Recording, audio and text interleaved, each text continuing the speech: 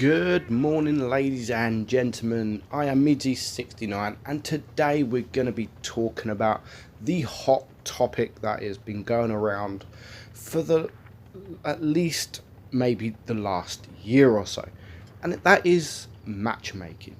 Now, we're going to be talking about matchmaking in quite some depth. How some people just do not understand about matchmaking. They moan on Facebook, Discord, anywhere you could think of.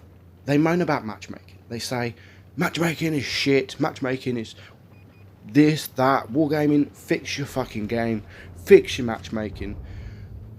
Where most of these people just do not understand. Me personally, there is hardly nothing wrong with matchmaking.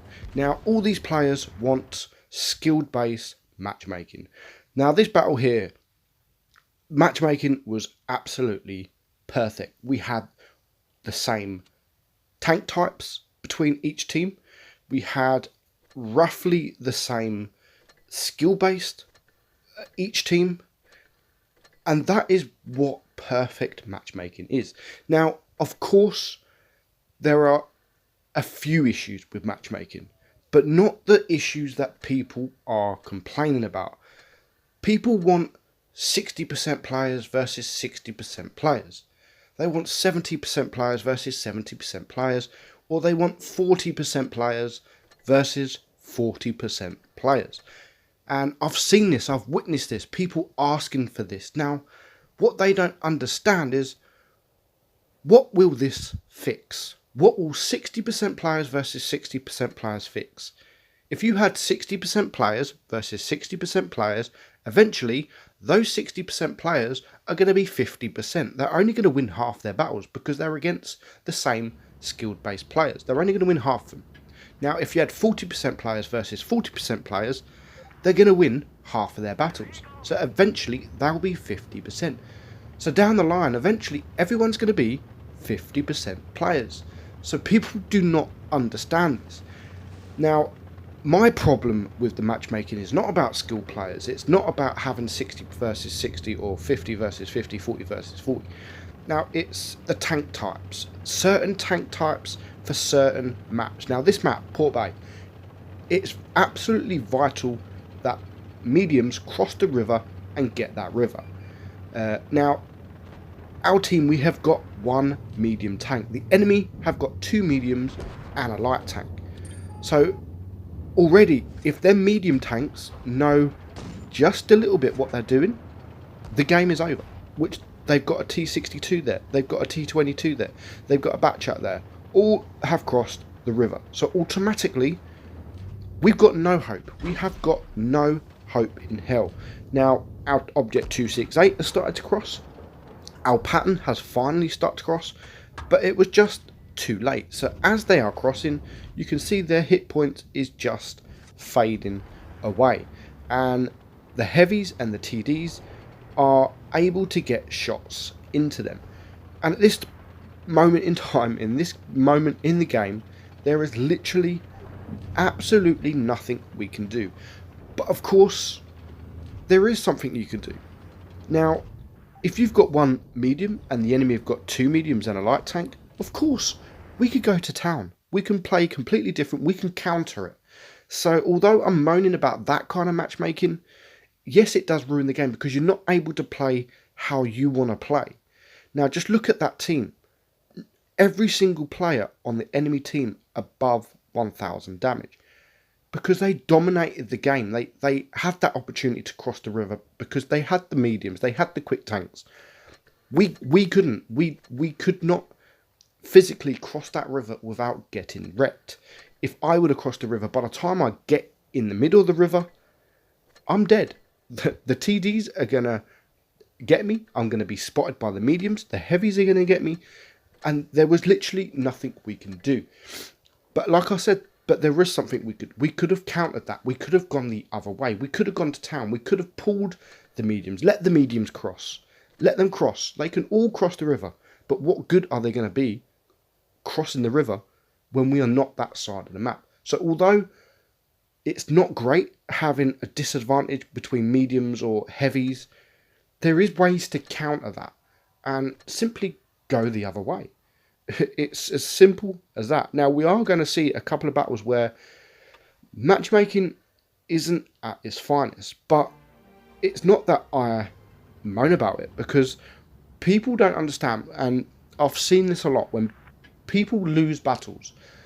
I've seen some people moan on Facebook, I've lost 20 battles in a row, and then they post screenshots of their lost battles. But most of them battles, you can actually see the XP earned, and some of them are like 50, 100, 70. But he's blaming the matchmaking. Well, if you've only got 50 or 100 XP, you haven't done a lot yourself. So don't blame the matchmaking for all these losses, because it's not about matchmaking. Now, for me personally, if I'm in tier 10 and I lose like 5 battles in a row, I'll change tier. And you'll see this battle, same map, but again, we've got a disadvantage between mediums. They've got 2 mediums. So we decide to go the other way. But just unfortunately, my team are not as good as the enemy team, and we're going to show you that at the end. Now, we start off really, really well. We've got an AFK, if you look on the minimap, who I believe is a TD, big TD, and already we've got a disadvantage. But we start off good. We've got the Louver, and we pincered him. He's all on his own, and there is a lot of our tanks around, and we can kill him very, very quickly. However, one of our teammates has already died. We've also got an AFK, so we are actually in a disadvantage. So that's a minute and a half gone already.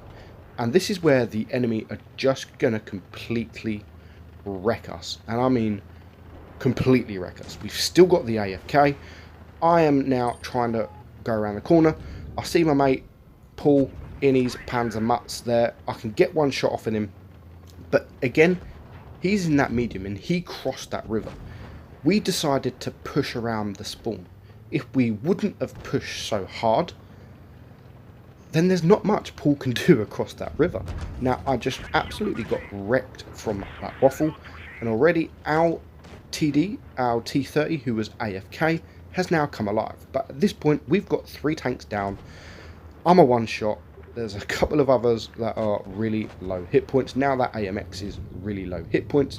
We managed to clear the waffle, but now Paul gets behind us. He gets one shot into us. He saved his hit points. He was across that river, not getting shot. We get one more shot into him, and he takes us out. So now there is only 2 against 5. And again, this battle just goes... having the AFK player didn't help, but we're not going to moan it. That happens. Sometimes I go AFK. It's not always that person's fault. And people rage at their AFKs, and they're right to rage. But you've got to look at the circumstances. I've got 4 kids. I work for a living. I play at work.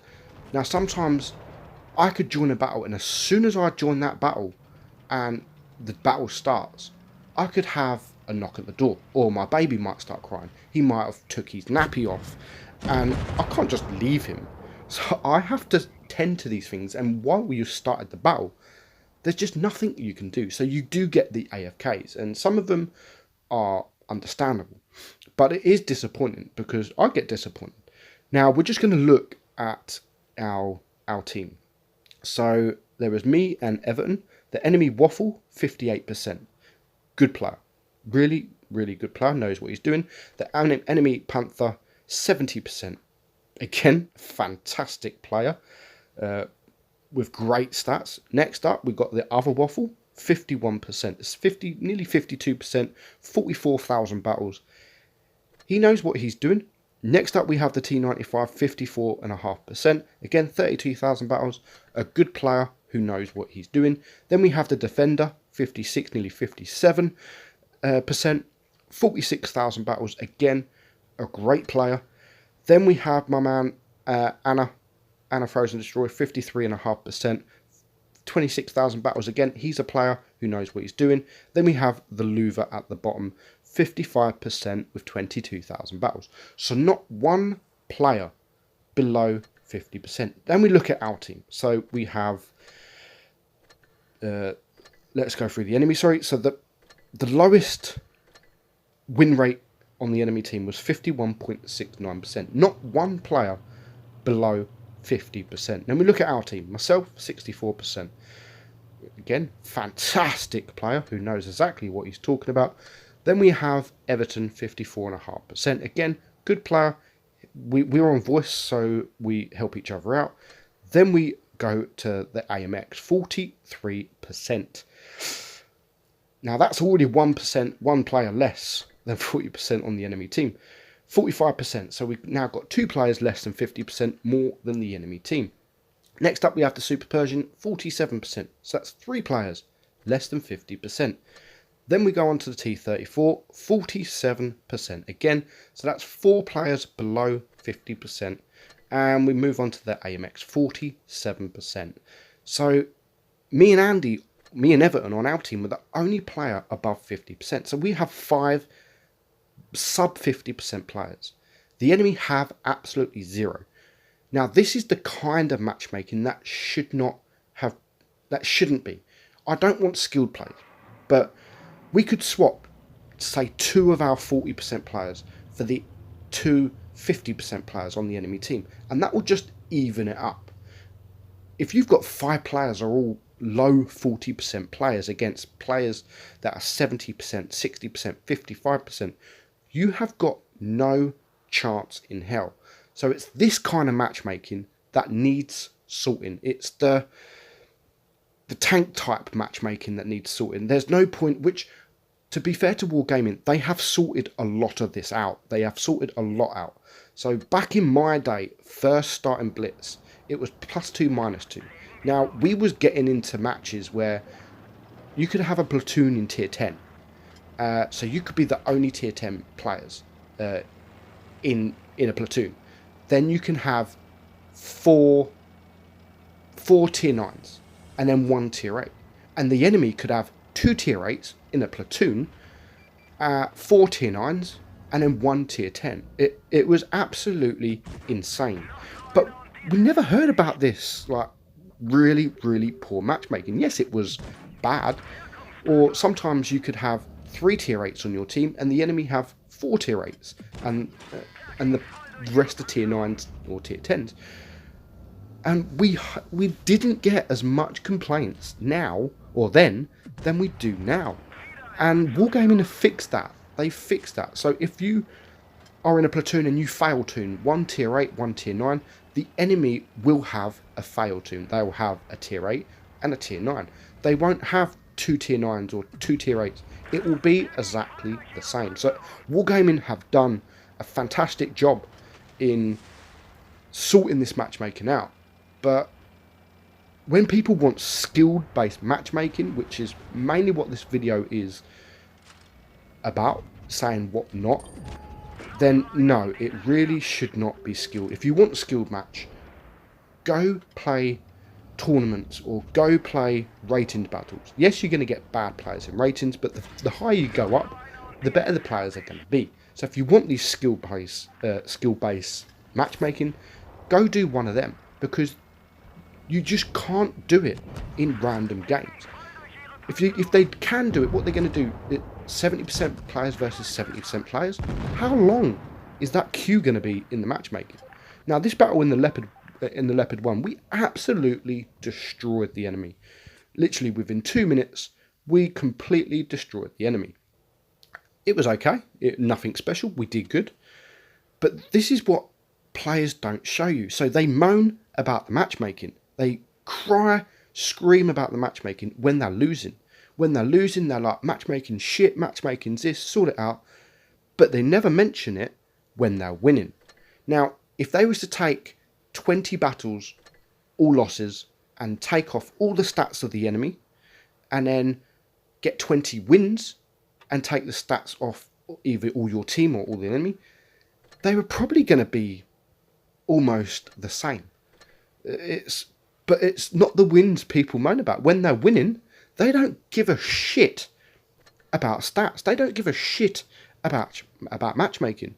It's only when they lose. That is the only time they care about matchmaking is when they lose. So that is pretty much it for this video, and I hope it explained certain things about matchmaking and what they can and what they can't do and what I think they should change. As said, the only things I think they should change is about the tank types. I think that has to be vital, that it's as close as possible. I mean, you don't have to have two mediums and two mediums on the enemy team. Maybe one medium and one light tank, just as close. Definitely not one medium on one team and three on the other. Definitely not. So I hope you do understand what I'm trying to get at in this video. I hope you enjoyed it. For now, I'm Midgy, and I'll catch you soon.